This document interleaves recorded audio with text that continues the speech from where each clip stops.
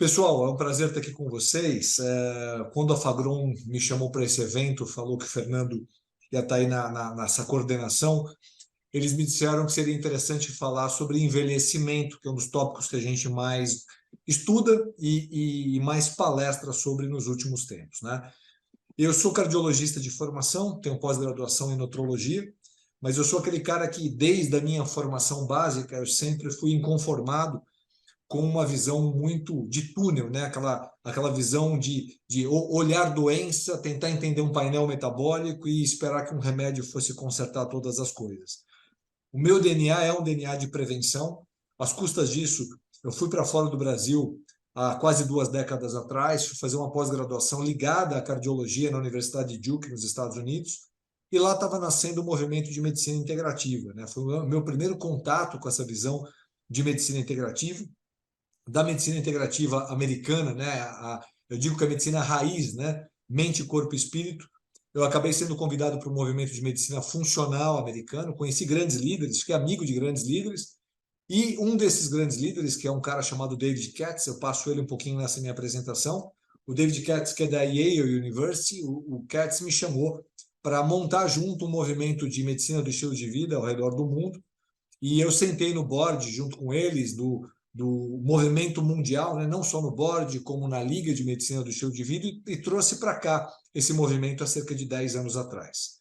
Esse barulho que a gente fez do ponto de vista acadêmico, ele já acontecia no nosso consultório, com os pacientes buscando profissionais que tivessem uma visão 360 graus, profissionais que pudessem olhar a prevenção como a melhor forma de fazer tratamento, e essa passou a ser uma das minhas falas, né?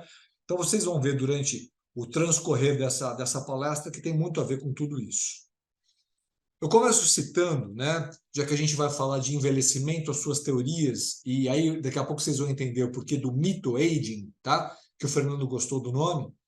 Eu cito o Mário Quintana, que tem essa frase muito bonita, né? Nascer é uma possibilidade, viver é um risco, envelhecer é um privilégio. Eu tive palestrando em Porto Alegre há 2, 3 semanas atrás, num evento, e tive a possibilidade de conhecer o Instituto Mário Quintana, ali no Centro Histórico de Porto Alegre. E é muito legal porque o Quintana, com toda a sua... um grande poeta e jornalista brasileiro, toda a sua sabedoria, essa frase é muito sábia, né? Que nascer uma possibilidade de viver é um risco e envelhecer realmente é um privilégio. Poucas pessoas envelhecem e envelhecem bem, né? Principalmente o envelhece bem. Só que eu acho que é muito romântico, porque quando a gente fala que envelhecer é um privilégio, no consultório não é isso que a gente percebe. A gente percebe que as pessoas estão envelhecendo cansadas, elas estão envelhecendo com uma série de queixas que trazem para a gente a perspectiva de: será que nós estamos dando o suficiente para esses pacientes? E o David Sinclair, que é o diretor do Laboratório de Anti-Envelhecimento de Harvard, né? Anti-envelhecimento ou envelhecimento de Harvard, né? Na verdade, existe uma placa lá do anti-aging, que é uma coisa que, inclusive, aqui no Brasil foi proibido de ser falado, né, há algum tempo atrás. Mas o Sinclair diz o seguinte: envelhecer é adoecer. E, como tal, nós devemos tratar, né? Então, se a gente considerar que o envelhecimento é um processo onde está envolvido o adoecimento, fica mais fácil de tratar. A década de 60 foi uma década muito interessante, né, para a saúde mundial, né? Grandes nomes como Dean Harman tiveram teorias aonde o envelhecimento central pôde ser colocado do ponto de vista bioquímico, fisiológico, começando de uma forma mais adequada, né? Além do Dean Harman, que trouxe uma teoria dos radicais livres, a teoria da oxidação, tiveram outros grandes caras, um ganhador, inclusive, de prêmio Nobel, que é o Peter Medawar, que falou do dano ao DNA podendo ser um dos grandes fatores de envelhecimento. E eu digo que essa teoria do Dean Harman, né? Dean Harman, para quem não sabe, é um médico, né? Mas antes de ser médico, um bioquímico de prestígio dentro da Shell. Então, um cara de prestígio dentro de uma grande corporação mundial, fã das teorias de oxidação, e de repente ele começa a aplicar as teorias de oxidação para entender o organismo humano. Não satisfeito com isso, ele falou: vou fazer medicina, e ele só fez medicina em Stanford, para vocês verem como esse cara era pouco inteligente, tá? Não foi um ganhador de Nobel, mas poderia ter sido, inclusive foi citado. A teoria dos radicais livres, né, a teoria de oxidação, ela hoje, ela isoladamente, ela não é uma teoria forte para explicar envelhecimento, mas ela é um dos pontos, dos marcadores de envelhecimento, como eu vou citar para vocês nos próximos slides. E grande parte de nós hoje está aqui, grande parte das farmácias de manipulação pelo Brasil começaram a mexer com suplementos no nosso segmento, medicina integrativa, funcional, estilo de vida, o pessoal da ortomolecular, começou a mexer por causa disso, por causa de oxidação. Tão importante isso que os lares americanos, acredita-se que entre 60% a 80% dos lares americanos tenha pelo menos um produto antioxidante, ou um suplemento, ou um shampoo, um creme, alguma coisa do gênero, tá? Mas desde cedo, né, a gente já coloca nessa palestra a importância disso. O ciclo mitocondrial.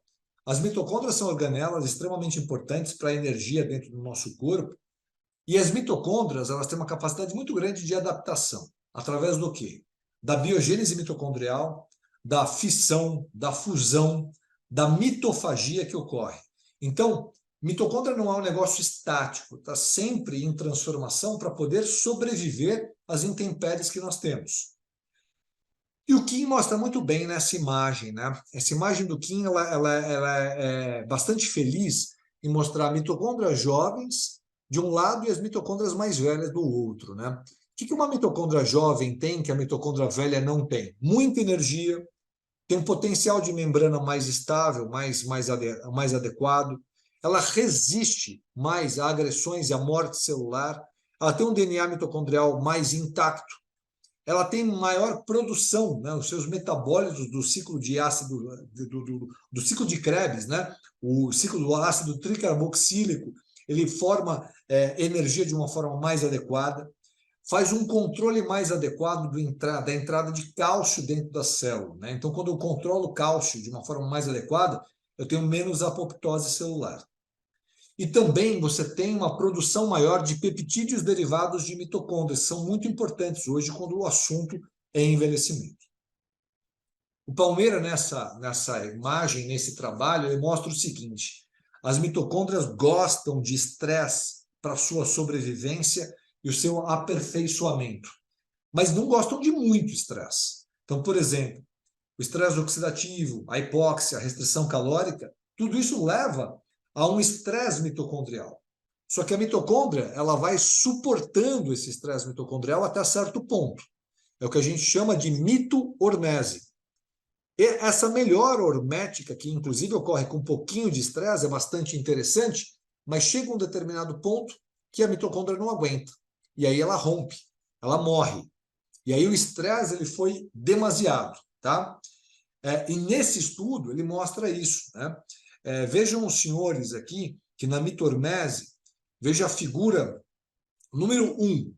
A mitocôndria está sendo atacada. Por exemplo, vamos imaginar uma situação aqui hipotética de uma isquemia, tá? Mas é uma isquemia leve. É uma isquemia que a mitocôndria percebeu uma falta de oxigenação, uma falta de chegada ali de metabólitos, né, através de um capilar sanguíneo. E o que vai acontecer ali? A mitocôndria ela começa a sofrer, ela denota que uma parte dela está em sofrimento, o que ela faz? Ela se divide, ela faz uma fissão. E quando ela faz essa fissão, ela apresenta essa parte danificada para que seja feita uma autofagia, a famosa mitofagia. E com isso, a mitocôndria consegue sobreviver. Depois ela vai se multiplicar, ela vai fazer uma nova fusão, e assim vai, a todo momento, a todo instante no nosso corpo. Agora, se a injúria for muito grande, se eu perder o lado intacto da minha membrana, se eu perder a minha estabilidade mitocondrial, se eu tiver muita entrada de cálcio dentro dessa organela, o que acontece? A injúria é muito grande, leva a uma lesão significativa e a mitocôndria morre. Eu não tenho essa flexibilidade. Nessa outra imagem, esse outro trabalho do Green, o que ele mostra aqui? Ele mostra que a mitocôndria está sempre em plasticidade. Ora, ela faz fissão, quando ela precisa fazer. Ela precisa, por exemplo, aumentar essa membrana mitocondrial. Ela se divide, tá? Ou então quando ela sofreu algum dano, como eu mostrei para os senhores. E para isso ela depende de moléculas como FIS1, DRP1. Guardem esses nomes, essas siglas, porque lá na frente eu vou mostrar para vocês a conexão com doenças. Ou ela se funde, tem momentos que ela se funde, então moléculas como OPA1, milfusina 1, milfusina 2, vão permitir que a mitocôndria faça essa fusão. Então, você tem constantemente fissão, fusão ou a autofagia, pedaços danificados que são apresentados ao meio por moléculas como Parkin, por exemplo, tá? E que levam à ação de ubiquitina e levam à mitofagia. Então, na teoria em que nós colocamos mitocôndria no centro da história, o que eu queria dizer aos senhores é que não existe dúvida que o declínio da qualidade mitocondrial, da atividade mitocondrial, está associada com o envelhecimento. Desde o envelhecimento normal, há também a série das doenças crônicas associadas a esse envelhecimento. E por diversos mecanismos celulares, ou por dano de DNA, ou por estresse oxidativo, como eu falei, por uma senescência celular, por inflamação crônica, por uma incapacidade, né, por um declínio das células berço, né, das stem cells. Vários são os motivos que conectam mitocôndria, a sua capacidade de plastificação, de flexibilidade e o envelhecimento. Então, a mitocôndria está no centro dessa história. Como eu disse para os senhores no início, mutações de DNA, como a descrição da teoria do Peter Medauer, a bioenergética por oxidação, a teoria do Dean Harman, a oscilação, né, das células-tronco, né, das stem cells, e aqui tem algumas relações bastante interessantes, né? Foi aqui que nasceu toda a ideia de que o NAD, né, é super importante, e a relação de NAD com NADH é absolutamente importante. Nicotinamida adenosina dinucleotídeo. Essa substância que, no envelhecer, você faz uma menor produção e uma menor reparação do seu déficit, está associada claramente com os caminhos de longevidade. Eu tenho um curso sobre longevidade, até para a população geral, que está numa organização chamada Casa do Saber, né? Casa do Saber é muito conhecida por alguns cursos em artes, em ciência, em filosofia, mas eles começaram a se interessar por ciência médica também. Eu faço parte de um grupo pequeno de profissionais de saúde, 3 ou 4, que começam a falar um pouco mais sobre neurociência e me chamaram para falar sobre longevidade, né? Então, se vocês se interessarem, é um curso interessante. Senescência celular, tá? Que também é um outro tópico absolutamente importante, onde caminhos moleculares como P53, por exemplo, mostram que se eles estão alterados, eles podem alterar enzimas, como por exemplo a enzima málica mitocondrial, que é super importante na formação de energia dentro da mitocôndria, dentro e fora da mitocôndria. Ativação de sistemas como o sistema UPR, que é da dobradura de proteínas, né? E que também ajuda muito na questão de proteólise e mitofagia. Eu estou falando aqui de limpar o lixo celular. Grande parte dos nossos adoecimentos se faz por não limpar a casa da forma adequada. Eu tenho muitas vezes células que são células senescentes, que merecem ser varridas do nosso organismo, porque elas são produtoras de substâncias tóxicas, né? As famosas SASP, SASP, e se você não tiver uma limpeza, você gera maior confusão metabólica. E inflamação, tá? Inflamação também no conceito de inflammaging, né? Será que a gente inflama porque envelhece ou envelhece porque inflama? Em 2013, houve um consenso aí de grandes nomes desse segmento. Esses nomes resolveram falar o quê? Bom, vamos estudar tudo isso junto, né? Tudo junto, misturado. E na Cell, eles publicaram esse artigo chamado Hallmarks of Aging, que são os marcadores do envelhecimento. Então, aqui a gente está falando de tudo que eu falei ali previamente. Senescência celular, exaustão de células-tronco, problemas de comunicação intercelular, instabilidade genômica, atrito telomérico, que até então não falei e vou falar bastante para vocês, alterações epigenéticas, perda de proteostase, uma desregulação do nutricional, né, de sensores nutricionais e disfunção mitocondrial. O que o Sinclair vem e fala? Direcione seus esforços a esses marcadores. Você vai conseguir diminuir a velocidade do seu envelhecimento. Diminua a velocidade do seu envelhecimento que você consegue prevenir doenças. Previna doenças que você consegue enganar a morte. Apesar de parecer forte, isso não é tão forte assim, pessoal. Aqui é um artigo que eu tive um convite, né, para coordenar, fui a fala central desse artigo, né, isto é, em junho desse ano, e aí tive a possibilidade de trazer junto comigo alguns desses caras que eu acabei de falar para vocês. Então, o David Katz, que foi o meu colega da medicina do estilo de vida, eu trouxe ele para falar um pouquinho nessa matéria da Isto É. Aqui também, à esquerda da tela de vocês, o Nathan Price, que é um cara assim como o Sinclair, que está aqui à direita, é um cara de balcão de pesquisa, né? Um cara não é de consultório, mas é um grande biólogo que estuda envelhecimento com grandes resultados.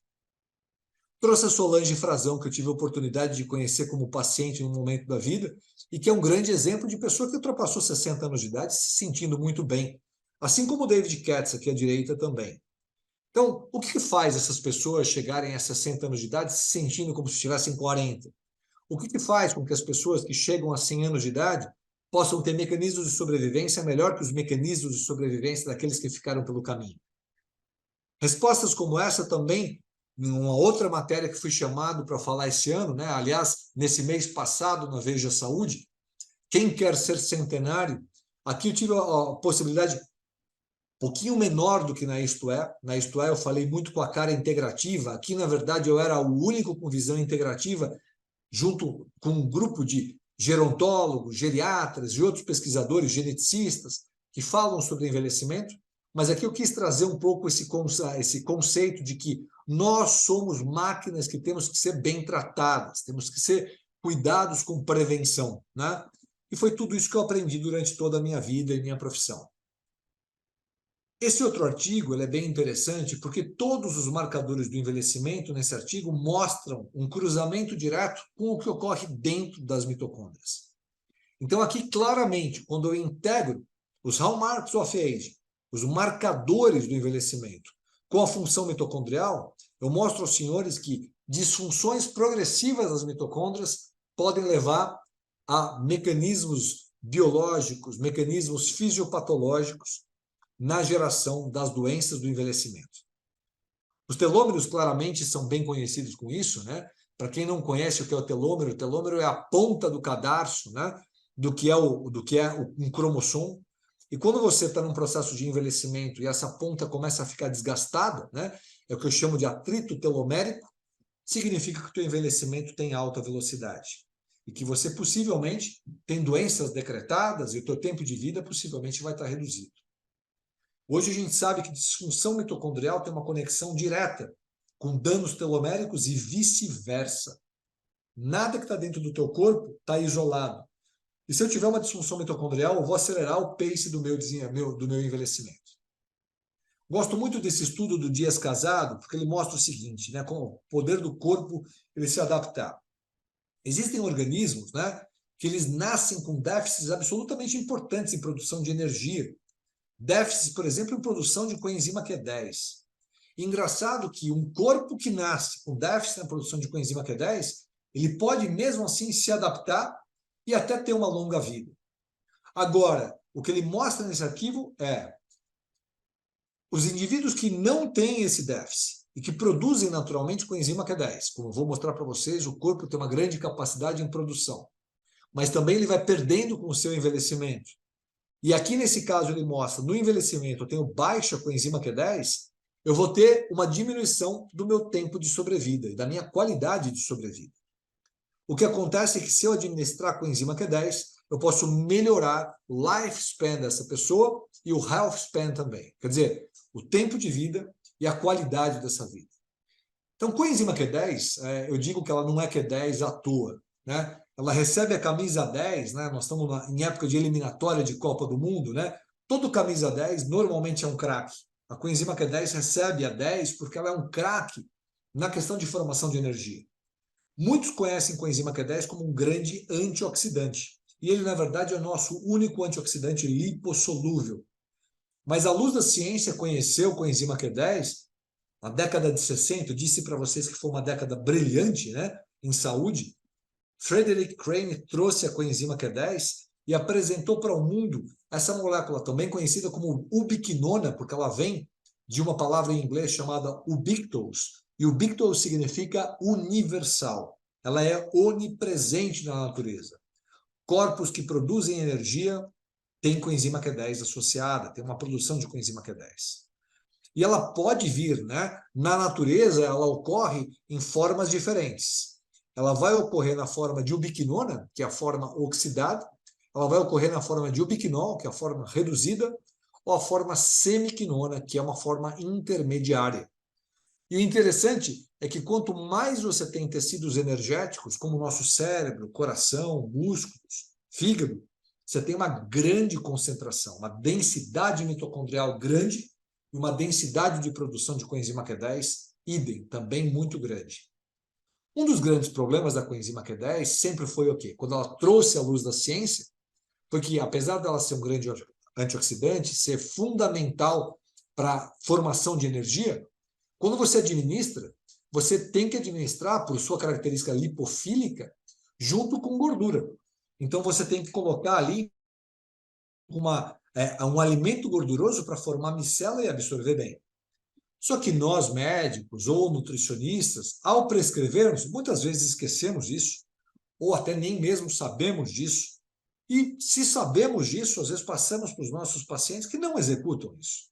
Então, se você tiver que usar a coenzima Q10 na sua forma natural, né, na forma que mais você encontra no mercado, mais fácil de ser encontrada, você vai ter que usar em doses maiores, mais vezes ao dia e associadas à gordura, o que nem sempre ocorre. Está aí um dedo interessante, né, do que a ciência pode trazer.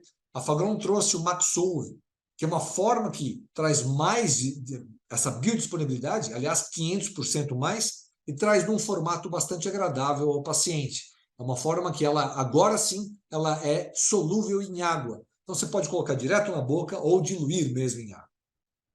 Eu tive uma experiência inicial, né? A gente começou a fazer esse trabalho na época do Covid.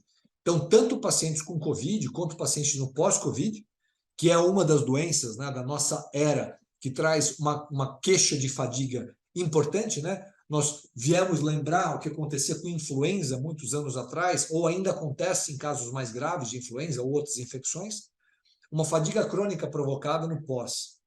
E nesses casos, você usando coenzima Q10 numa dosagem adequada, você pode trazer um bom resultado para os pacientes. No caso do Maxolve, que é então essa coenzima Q10 em nanoemulsão, nós tivemos uma excelente adesão dos pacientes. Os pacientes vinham com uma fala muito clara de melhora de desempenho, melhor disposição, melhor performance, e o legal, rapidamente acontecendo isso.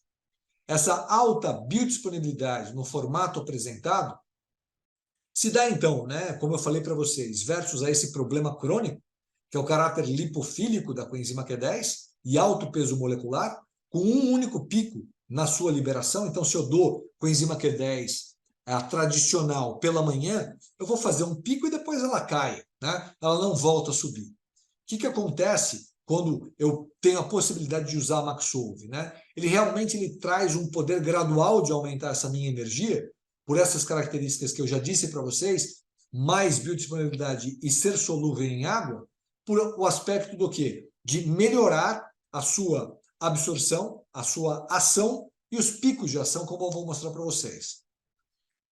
Aqui é a forma que a tecnologia se fez, né, através de uma nanoemulsão, possibilitando essa dissolução em água ou colocar direto na boca do paciente. E o dado que eu disse para vocês de ter mais do que um pico plasmático. Picos plasmáticos descritos nesse estudo em 3 horas, 6 horas e 11 horas. O Maxolve, nesse estudo, inclusive, mostra a biodisponibilidade dele, né, o estudo do ODIA, em 500%. Então, aqui a gente gosta de dizer para as pessoas tomar cuidado para não comprar gato por lebre, porque o que acontece no mercado é que tem toda hora surge uma nova partícula que as pessoas falam, se o Maxolve era 500, o meu é 700, o meu agora é 1.500. Peçam artigos onde tem essa farmacocinética demonstrada. Maxolve, inclusive, a gente está começando um estudo junto com a Faculdade de Medicina do ABC, em grupos específicos. O primeiro grupo escolhido é um grupo de oncologia, para mostrar como é que isso vai se acontecer em termos de energia em grupos que têm um potencial baixo, causado não só pela doença, como pelo tratamento também. Como dar Maxolve? Maxolve, como eu disse para vocês, gotas, tá? Então, cada gota de Maxove contém 10 miligramas de coenzima Q10. Lembrem o que eu falei, 500% a melhor de biodisponibilidade. Então, eu não preciso usar doses muito elevadas de coenzima Q10. 5 gotas, o equivalente a 50 miligramas, vai equivaler a 250 miligramas da coenzima Q10 tradicional. Detalhe, sendo liberado durante o dia em 3 picos plasmáticos. Então, se eu usar uma vez por dia só, pode ser que seja suficiente. De acordo com o caso, eu posso querer usar uma segunda vez ao dia, tá? Então, eu gosto muito dos meus pacientes usar Maxove uma vez ao dia pela manhã, casos de fadiga, ou outros casos metabólicos, por exemplo, usuários de estatina, lembrando que estatina, ela prejudica o metabolismo natural que nós temos de ubiquinona, né? E nós temos que pensar nos impactos negativos que a disfunção mitocondrial pode causar ao nosso organismo, né? Em saúde geral. Lembra que eu disse para vocês, né? No envelhecimento natural, eu tenho todos os marcadores do envelhecimento. Então, aqui eu tenho os danos mitocondriais, alterações epigenéticas, alterações celulares de senescência ou de outra monta, que aos poucos vão causando um dano nessas mitocôndrias. E elas têm uma capacidade de sobreviver ao meio. Isso é a mitormese. Mas, no envelhecer, essa mitormese ela fica mais reduzida. Ou se eu aumentar os fatores de agressão, as minhas disfunções mitocondriais elas podem ser maiores ou, por vezes, irreversíveis. E, claramente, várias áreas da saúde, como, por exemplo, a minha área de origem, hoje eu posso dizer que eu não sou um cardiologista clássico, né? Na verdade, eu sou muito mais um médico do estilo de vida, um médico integrativo, funcional. Sou um dos líderes dessa história no Brasil, tenho pós-graduação nesse segmento. A gente é muito difícil falar só de coração. Alguém vem me buscando por um assunto cardiológico, daqui a pouco a gente está falando de cérebro, está falando de sexualidade. Por quê? Porque a gente tem que discutir energia, tem que discutir potencial oxidativo, tem que discutir detoxificação com os pacientes. Muito difícil eu ficar limitado. Mas vejam os senhores, a conexão das doenças cardiovasculares com aquelas... Lembra que eu falei para vocês? Lembrem-se dessas siglas, quando eu estava mostrando os mecanismos de fissão, de fusão, de mitofagia, milfusina 1, 2, OPA1, DRP1, PINK, Parkin.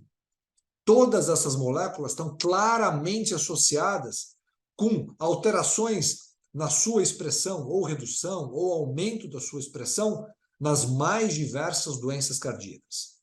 Hipertrofia de miocárdio, alterações de lípides, alterações de insuficiência cardíaca, grande associação mitocondrial. Lembrando que na história da entrada da coenzima Q10 na nossa área médica, a porta de entrada foi a cardiologia, na insuficiência cardíaca, algumas décadas atrás.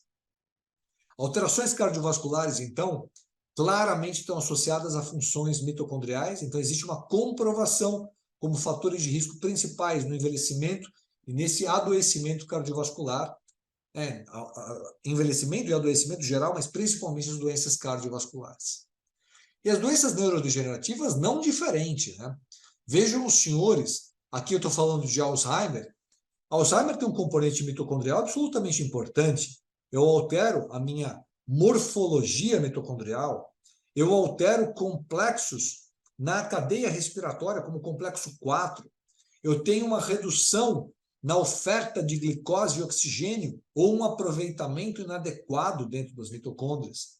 Tudo isso leva ao acúmulo de proteína beta-amiloide de substância tal, assim como a presença de substância beta-amiloide e a proteína tal também levam à disfunção mitocondrial. Então, é um caminho que ele se recicla negativamente. Muito parecido com o que acontece com Parkinson. Eu só mudo aqui na questão de cadeia de produção de energia, né, na cadeia respiratória, ao invés do complexo 4, uma agressão em complexo 1, eu mudo o acúmulo de substância, agora não mais beta-amiloide e proteína tal, mas sim alfa-sinucleína, mas eu claramente levo a mecanismo de dano mitocondrial e levo a mostrar que a disfunção mitocondrial está relacionada também com a idade no processo neurodegenerativo. Então, existe uma relação direta com o processo. Nunca deixem de pensar em mitocôndria em potencializado. Já que a gente está falando de Alzheimer, né? Não sei se os senhores sabem, mas hoje a ciência já reconhece Alzheimer como diabetes do tipo 3. Tá? Esse é um trabalho que mostra essa evidência, já de 2008, essa comprovação, mostrando que a substância beta-amiloide ela é capaz de interferir aqui nos receptores de insulina. Então, fazendo com que o mecanismo de ação da insulina ele seja deficitário, que eu possa ter mais resistência. Então, quando nós vamos nos estudos básicos aqui do Defronzo, né? Defronzo, para quem conhece diabetes, é o grande pai dessa história. O Defronzo vem nesse trabalho dele falando do triunvirato ao octeto de Defronzo. Ele mostra aqui o que todos nós lá atrás tínhamos certeza que era o grande problema gerador de hiperglicemia. Eu tinha uma formação excessiva de glicose pelo fígado, eu tinha uma dificuldade na secreção pancreática de insulina e eu tinha uma captação inadequada de glicemia pela periferia, pelo músculo periférico. Mas esse triunvirato, né, ele hoje já se mostra até mais do que o octeto, né? Artigos mais recentes falam em 10, em 11 mecanismos, né? Agora, quando saiu do triunvirato e veio para o octeto, começaram a aparecer outras coisas importantes. Não mais só a célula beta no pâncreas, mas a célula alfa. O aparelho digestivo entrou com muita importância. Aí surge a questão das incretinas, né? Que fez com que surgissem as novas grandes drogas para o emagrecimento. A importância das células, dos adipócitos nessa história. A importância do sistema de neurotransmissão e uma disfunção em neurotransmissão causando isso. Também o sistema renal, com um trabalho em reabsorção de glicose e também novas drogas que surgiram nessa área. No fundo, quando falamos de resistência insulínica, a gente tem uma menor ação de insulina no tecido-alvo, tem um defeito de sinalização intracelular e, claramente, né, indivíduos com sobrepeso e obesidade. Sobrepeso vai ter 3 vezes mais diabetes e um obeso vai ter 9 vezes mais diabetes. Então, apesar dessas dicas, né, colocar lá que o lifestyle tem que ser a primeira coisa nos guidelines, normalmente quando os senhores pegam um guideline clássico da ADA ou então das associações em endocrinologia, vocês vão ver que lifestyle está lá em cima, em letrinhas pequenas e pouco valorizado, absolutamente pouco valorizado. Mas reduzir peso e fazer atividade física deve ser a linha de ataque inicial. Mas eu posso usar várias outras drogas, né? Entre as drogas, a mais usada mundialmente é a metformina, que hoje a gente usa muito metformina em mecanismos de anti-envelhecimento, porque metformina pode ajudar muito na plasticidade mitocondrial. As incretinas, né, os análogos de GLP-1 ou os antagonistas de DPP-4, as glifosinas, né, DAPA, cana e empaglifosina, que atuam muito nos mecanismos de reabsorção de glicose, e a própria insulina, que tem o seu papel. Mas a gente sempre tenta evitar que chegue nesses estados. Agora é importante quando a gente tem um cérebro neurodegenerado com Alzheimer, que é um diabetes do tipo 3, lembrar, eu preciso esperar que o caos aconteça?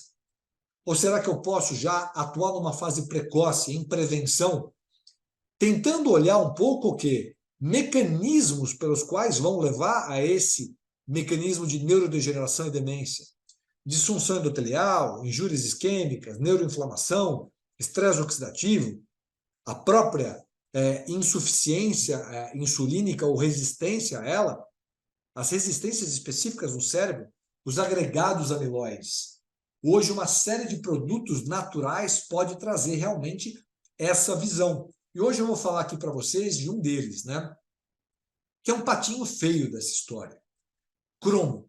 O cromo, na verdade, ele já é mostrado na medicina com um grande papel há muito tempo nesse papel de resistência insulínica, né? Ou intolerância à glicose. Esse artigo de 1977 conta o caso de uma mulher, né? Uma mulher jovem, 40 anos de idade, mas que ela estava 5 anos recebendo uma nutrição parenteral e ela repentinamente começa a apresentar níveis muito, muito altos, muito elevados de glicose e uma neuropatia periférica. Quebra-se muito a cabeça para discutir o que essa paciente está apresentando, tenta melhorar os níveis de glicemia dela, insulina, o diabo a 4, e de repente cai uma ficha que essas soluções parenterais elas eram pobres, carentes em cromo. E quando eles começam a administrar cromo, tchazam, o que acontece? De uma hora para outra, bingo, essa história se resolve. Começam a estudar mais cromo. Hoje, artigos mais recentes são bem claros em mostrar o papel do cromo na saúde humana e em diabetes, como esse artigo, por exemplo, que é um artigo muito mais recente. Vejam vocês que no papel bioquímico, cromo tem várias zonas de ação. Ele não age só favorecendo a quinase aqui do receptor de insulina, facilitando a ação de insulina, mas por vários mecanismos, ele combate, por exemplo, mecanismos que podem destruir uma potenciação da ação da insulina aqui, tá? Como esse PT1B, como esse estresse de retículo endoplasmático, e também favorecendo, atuando em mecanismos como a fosfoinositol quinase, P13K, o mecanismo de AKT, a MPK, que favorecem a translocação das vesículas de GLUT4 para a superfície da membrana para ele poder captar mais glicose. Tá? Com isso também tem um papel em efluxo de colesterol, que atua positivamente aqui também. Os senhores vão ver que não só favorecendo um perfil melhor glicêmico, mas também melhorando o perfil lipídico desses pacientes. Para ficar um pouquinho mais fácil esse entendimento, a insulina, quando ela gruda no seu receptor de insulina, ela já naturalmente favorece a entrada de cromo dentro da célula, né? E esse trabalho, na verdade, é um trabalho que envolve muito a ferritina também, tá? Então, a transferrina, a ferritina estão envolvidas nessa história. Índices mais adequados aqui de ferro, de transferrina, podem fazer com que cromo entre de uma forma mais adequada. Mas o mais interessante é que quando o cromo entra na célula, ele tem uma modificação bem legal no perfil de entrada de glicose e na ação dessa história toda. À medida que cromo ele se liga ao receptor de insulina, eu tenho uma entrada muito maior de glicose. Então é como se abrisse mais as portas, né? Eu costumo dizer que a insulina ela é a chave que abre a porta para a glicose entrar dentro da célula e gerar energia. Quando o cromo está nesse jogo, ele potencializa essa ação. É o que mostra esse outro trabalho aqui da Diabetes Care de 2004, né? Então vejam, isso não é uma coisa da cabeça do Dr. Fábio, que trabalha com medicina integrativa, funcional e estilo de vida, e está falando sobre alquimias. Isso é um paper da American Diabetes Association, da ADA, tá? Isso é um paper que é publicado no Diabetes Care desde 2004, né? Está disponível aos senhores. O que eu vejo aqui, tá? Que quando eu tenho a insulina grudando no seu receptor e eu tenho o cromo entrando na célula, e aqui está o papel da transferrina, né, ajudando essa ação do cromo. O cromo, essa molécula, ela chamada apocromodulina, ela se transforma em cromodulina. E a cromodulina é quem potencializa a ação da insulina. Alguns trabalhos mostram bem isso, né? Esse é um trabalho aqui que mostra um cenário, inclusive, complicado, né? Numa unidade de acompanhamento cardiológica, num paciente com um quadro cardiotorácico, um paciente operado, mostrando que numa resistência insulínica, o papel do cromo pode reverter bastante a resistência insulínica e favorecer ao metabolismo nesses casos. A cromodulina parece, então, ter um papel excelente na autoamplificação do mecanismo insulínico. E esse papel, em alguns papers, mostra que pode potencializar em até 7 vezes a ação da insulina. Então, vejam aqui, se eu tenho resistência insulínica e se eu tiver uma molécula adequada, que não seja tóxica ao meu organismo, é excelente para eu pensar que eu possa ajudar esse paciente. É o que mostra esse paper aqui, do Journal American of College Nutrition, de 1999, né? Então, fazendo quase um quarto de século aqui já esse paper. Só que um grande problema quando a gente fala de cromo é que muita gente associa o cromo com toxicidade. Verdade ou mentira, Fábio? Verdade. Eu tenho cromo hexavalente que é tóxico, né?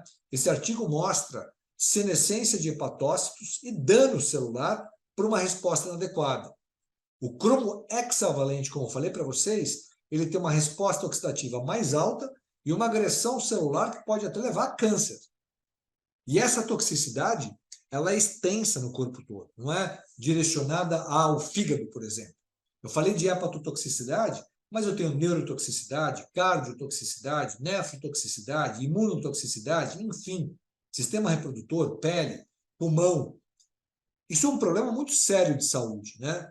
Porque o cromo 6, ou o cromo hexavalente, ele tem um poder muito grande de aumentar as espécies reativas de oxigênio e levar a danos de DNA com instabilidade genômica, tá? Aqui eu estou falando para vocês não só de produção inadequada de energia por afetar mitocôndrias, mas eu estou falando de processos de mutação, de transformação, de apoptose, de câncer.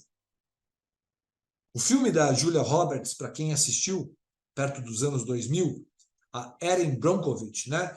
O Erin Brockovich, que é uma mulher de talento, mostra uma advogada porreta que briga por uma cidade que estava sendo contaminada por cromo hexavalente. Ela tenta mostrar que o vazamento de alguns canos estava provocando que a água da cidade ficasse com mais cromo hexavalente e tinham pessoas adoecendo. É uma história bastante interessante para quem não viu e gosta de coisas de saúde ligado ao cinema, assistir. Chrominex 3, ela é uma forma legal de apresentação, porque a gente vem prescrevendo, né? Cromo quelado, picolinato, dinicocisteinato de cromo há muitos anos. Fagron chega com essa tecnologia interessante, mostrando para a gente, por espectrofotometria de massa, que o quê? Que existe algumas moléculas que se mantêm em cromo 3, enquanto outras podem ir em parte para cromo 6. Eles fizeram aqui uma associação patenteada do cromo trivalente, complexado com extratos padronizados de dois produtos. Filantus emblica, que é conhecido também como ANLA, e o Shilajit, tá? E o que isso traz, né, nessa história? Traz uma maior estabilidade da molécula como cromo 3, né? E talvez esse ponto da segurança seja uma das coisas mais importantes dessa história. Esse aqui é o paper que demonstra isso, né? Mostrando que o cromo 3 ele não navega para o lado de hexavalência e ele se mantém em trivalência, né? Enquanto outras moléculas que muitos de nós estamos acostumados a prescrever, em parte eles podem ir para a hexavalência, como o picolinato e o nicotinato, né? Isso claramente, quando eles me mostraram, comprou realmente o meu lado científico de acreditar que o Chrominex era uma molécula boa, segurança, mas não é só segurança que a gente diz. Lembra que eu mostrei para os senhores a ação em diversos pontos dessa história? E através desses diversos pontos da história, eles trazem alguns estudos que mostram melhora de perfil lipídico. Aqui é interessante, porque eles pegaram 96 voluntários e eles pegaram a molécula complexada, né, Chrominex, e quebraram ela. Quebraram ela e colocaram, vamos ver se a complexada tem um resultado igual ao eu pegar só o cloreto de cromo, 400 microgramas, pegar o ANLA, pegar o Shilajit, né? E eles perceberam que com a molécula complexada foi onde eles perceberam os melhores resultados obtidos nesse estudo em perfil lipídico para colesterol, para triglicérides, para LDL e para HDL, né? Então eu tive uma melhora clara de perfil lipídico. E nesse outro estudo, né, quer dizer, nesse mesmo estudo, eles compararam a função endotelial. E a função endotelial também se mostrou muito mais favorável à molécula complexada, com redução de fatores que eram mais tóxicos e melhora dos outros fatores. Então, melhorou óxido nítrico e GSH, então, capacidade de geração de energia, de vasodilatação e de detoxificação do corpo. Lembrando que GSH, o sistema de glutationa, é o grande sistema de detoxificação do nosso corpo. E redução de malonaldeído, que é o MDA, e de proteína C reativa. Eu estou falando de espécies reativas, né, oxidativas, e também de marcadores de inflamação. Nesse outro estudo, né, um estudo recente aqui, mostrando com 59 voluntários, com diagnóstico de diabetes tipo 2, eles associaram essa ação a ômega 3 também, e perceberam um papel bastante interessante na mudança de perfil lipídico, favorável aos usuários da molécula complexada em comparação às outras formas. Quando o assunto foi glicemia, eles inclusive têm um estudo que mostrou a associação do Crominex a diabetes tipo 2 sendo tratada por outros fármacos. Metformina, pioglitazona, glipizida, aqui não tem. Os análogos de GLP-1 e DPP-4, tá? Hoje as drogas mais, as hollywoodianas, aqui vamos chamar assim, né, que estão mais em evidência, não estão sendo estudadas aqui, assim como também as glifosinas não foram estudadas. Mas um resultado bastante interessante, de uma redução média, tá, de 14,6 nos grupos que receberam Crominex e os hipoglicemiantes, não só na glicemia de jejum, mas muito parecido na glicemia pós-prandial também. Então, como indicações, né, eu diria que é óbvio que a gente mira a questão de resistência insulínica, da intolerância à glicose, mas eu tenho aí perfil lipídico na história e eu vejo claramente síndrome metabólica com um potencial bem interessante nos pacientes que estão descontrolados em saciedade, ansiedade, comendo muito, podendo ajudar nesse complexo de ação funcional metabólica. Esse é o papel do Crominex, então lembrem muito do que eu disse, né? Segurança é algo absolutamente importante, e aqui ainda é dito o seguinte, não há estudo que comprove que o cromo quelado, tá? Ele possa ser seguro, tal qual mostrou-se o Crominex. Então, fica mais algo no receituário de vocês interessante, dose de 10 a 20 miligramas, eu normalmente uso associado à metformina, nas doses de 10 miligramas, e muitas vezes eu posso usar doses menores de metformina, principalmente se a resistência insulínica não for alta, tá? Para finalizar, né, já que eu estou falando muito de cérebro, hoje a gente vive uma época em que as pessoas querem muito, né, aumentar o seu potencial cerebral, querem melhorar a cognição, querem melhorar a performance, e vão atrás dos nootrópicos, né, das smart drugs, né, aonde o café ele é o grande nootrópico do mundo, né? Talvez o nootrópico mais consumido.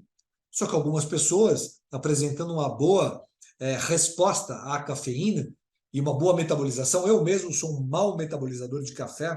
Café, às vezes, em pequenas quantidades, pode me deixar mais ansioso, pode me dar palpitação, porque eu sou um mau metabolizador. Isso é uma coisa que a gente olha do ponto de vista genético, né? O estudo genético ele pode mostrar nutrigenômica, nutrigenética. Já há muito tempo eu uso isso. Não uso só para esse motivo, né? Porque olhando metabolização de café, a gente pode ver metabolização de vários outros fatores também em associação. Mas nós estamos vivendo uma era de drogas como o Venvance, de drogas como a Ritalina, né? Então, Concerta e outras drogas vão estar no receituário de muitos dos pacientes que batem a porta de vocês ou que vocês mesmos vão usar no dia a dia dos pacientes. Com um objetivo claro, ok, mas será que eu preciso para todos os pacientes? Será que eu não posso ter atitudes mais naturais? Eu já falei um deles, né? Que é a própria cafeína. Eu posso ter outros biohacks, né? Jejum intermitente, eu posso usar TCM nessa história, né? Triglicéridos de cadeia média. Mas, quando o assunto aqui é cognição, degeneração cerebral, o último dos produtos que me pediram para falar para vocês é o BF7, né? O Brain Factor 7, que é um peptídeo da seda com uma padronização de 80% em fibroína. O que o BF7 ele atua? Né? Ele atua na questão de foco, de memória, saúde cerebral, aprendizado. Primeira vez que me apresentaram esse produto, né, eu vi uma grande vantagem para esse grupo. Crianças e adolescentes de familiares, mas assim, em grande parte, eu não posso dizer que eu não cuido de crianças, mas em grande parte não cuido de crianças, eu encaminho aos pediatras que têm a minha visão, mas eu cuido de muitos adolescentes, adultos jovens, que vêm junto com as suas famílias. Hoje mesmo, eu atendi um menino de 19 anos de idade, que um dos grandes problemas dele é foco. Mas uma das coisas que ele usa mais no seu dia a dia para aumentar o seu foco na percepção dele é maconha. Ele fuma maconha 3 vezes por dia. Pessoal, nunca teve num bulário que maconha vai aumentar foco da pessoa, né? Na verdade, o uso de maconha, de cannabis ativa, da forma como ela é apresentada, não na forma dos canabidióis, né? Não na forma de outros compostos canabinoides, ele inclusive pode destruir o cérebro desse indivíduo, tá? É um menino que já fez uso de drogas como o Vinvance, Concerta. Hoje ele usa, tem um neuropsiquiatra que acompanha ele, que usa dipralvoato de sódio, mas ninguém conversou com ele sobre modulação cerebral com ativos naturais. Ninguém conversou com ele sobre ômega, ninguém conversou com ele sobre acetilcarnitina, ninguém conversou com ele sobre outras formas de modular. Então, se não conversaram sobre isso, imagina conversar com um ativo novo, né? Que acaba de sair no mercado, como é o Brain Factor 7. Pode ser usado para crianças, para adolescentes, para adultos e para idosos também, com focos absolutamente diferentes nessa história, tá? Então, aqui surge, né, uma possibilidade interessante de atuação desse ativo natural em transtorno de déficit de atenção e hiperatividade e distúrbios de aprendizado. Surge a importância de trabalho de aumento de performance cognitiva. Muitas pessoas que batem na minha porta batem por um objetivo de quero aumentar meu performance, porque preciso ir profissionalmente, ou porque eu tive um déficit pós-Covid, por exemplo, ou pós um grande evento de ansiedade ou depressão. E muitos idosos que percebem já o seu potencial em declínio, tá? Eu tenho muitos pacientes que se apresentam em idades precoces, já com queixas de cognição, e tenho outros tantos mais idosos que apresentam já sinais demenciais evolutivos relacionados à sua idade, mas que podem ser, sabe, cuidados, né? Podem, eu digo que na medicina do estilo de vida, na medicina funcional integrativa, na tentativa de fazer prevenção, muitas vezes a gente reverte quadros, né? Por que não usar, então, um produto natural, né? Uma inovação, como eu disse para vocês, uma fonte de peptídeos da seda, tá? Então, numa padronização interessante aí para ter essas ações, e tem ações demonstradas em ser um smart drug aí, efetivo em grupos diferentes, tá? Não tendo recipientes, né? Então, evitando toda uma questão que a gente fala muito de contaminantes químicos que podem levar à deterioração do nosso organismo, e tem é aprovado pelo FDA, né? Food and Drug Administration, né? E sem causar dependência. E embasamento científico, depois vocês podem pedir para o Fernando, ele pode conversar com a Fagron e mandar esses estudos para vocês, né? 3 estudos publicados do Brain Factor 7, tá? Nesses mais diversos quadros clínicos, né? Trazendo aí uma segurança com um smart drug para várias gerações, né? Eu diria para todas as gerações. E aqui, né, resultados em apenas 3 semanas, eu não quero rapidez, né? O que eu quero, na verdade, é consistência, tá? Mas é interessante. Eu, na verdade, tenho uma análise, né, viciada no consultório, porque dificilmente eu uso um desses ativos isolados, né, isoladamente. Eu acho que quem está tratando os pacientes com análise clínica, como, por exemplo, a gente fez lá atrás, né, em pesquisa com Maxolve, num cenário de Covid, tá? Claramente ali a gente percebeu, porque teve pacientes que eu não suplementei nada além de Maxolve, tá? Mas é interessante, né, nesses estudos que botam de uma forma controlada, poder perceber os resultados rápidos, otimização de processos de aprendizagem, aumento de memória, concentração, aumento de 23% em velocidade de raciocínio, em acuracidade, melhora de memória de curto e de longo prazo, muito interessante isso, 48% a 55% de memória de curto e longo prazo em questionários, né, nos seus quests ali, 7 vezes mais de coeficiente de memória, com eficiência maior em realização de atividades, com menor estresse e tensão, o que para TDAH é absolutamente importante, relevante nessa história, né? Com aumento de acetilcolina, né? Então, principalmente se você é um deficitário de acetilcolina, você não tem nem demência, mas se você percebe, né, no padrão de dominância, né, nos meus pacientes eu uso muito, né, e nos nossos cursos a gente fala bastante para as pessoas como avaliar essas questões de dominância dopaminérgica, dominância serotoninérgica, dominância por acetilcolina. Tem perfis que a gente pode esclarecer e tentar ajudar. Com tudo isso, eu vou diminuir danos ao cérebro com formação de placas, de lixos, né? E das famosas células zumbis que vão trazer um trabalho muito grande aí. Aumento de fluxo sanguíneo cerebral, com ativação de algumas áreas cerebrais durante a atividade de memória, e redução das ondas cerebrais P300, que é uma forma bastante interessante de você avaliar cognição e atenção, principalmente nos casos de TDAH. Redução de radicais livres, redução da ativação de caspases, redução de danos isquêmicos. Com tudo isso, eu vou ter menor agressão no cérebro, com maior acetilcolina, então tenho um sucesso melhor. Doses, de novo, de 100 a 400 miligramas. Como eu disse para vocês, eu gosto e sempre gosto de trabalhar com sinergia, e sou um cara de baixas doses. 100 a 200 miligramas, para mim, é a sugestão, inclusive em adultos, tá? Agora, se eu precisar de dose maior, eu vou fazer doses maiores, e eu posso usar no formato de cápsula, posso usar no formato de balas, de goma, de chocolate, né? Como eu entender que vai ser melhor para esse indivíduo, para essa criança ou adulto que estiver comigo, podendo associar claramente o BF7 a outros artigos também, a outros ativos, né? Bom, para quem de vocês não me acompanha nas redes sociais, me segue lá como @doutor estilo de vida, não é DR, é doutor por escrito. Lá a gente sempre tem novidades, né? Não só do ponto de vista de novidades que saem no meio, mas também dos nossos cursos. Eu sou coordenador de uma pós-graduação, que eu vou colocar aqui para vocês em seguida. Tem um QR Code que vocês podem aí pegar o celular, apontar o celular nesse minuto, né? Quem tiver com o celular e tiver interesse nisso. Essa pós-graduação nós temos, são 26 professores que estão junto comigo. Nós temos uma pós-graduação clássica em 18 módulos, 360 horas. E ali a gente tenta passar o que é realmente medicina integrativa, funcional e do estilo de vida.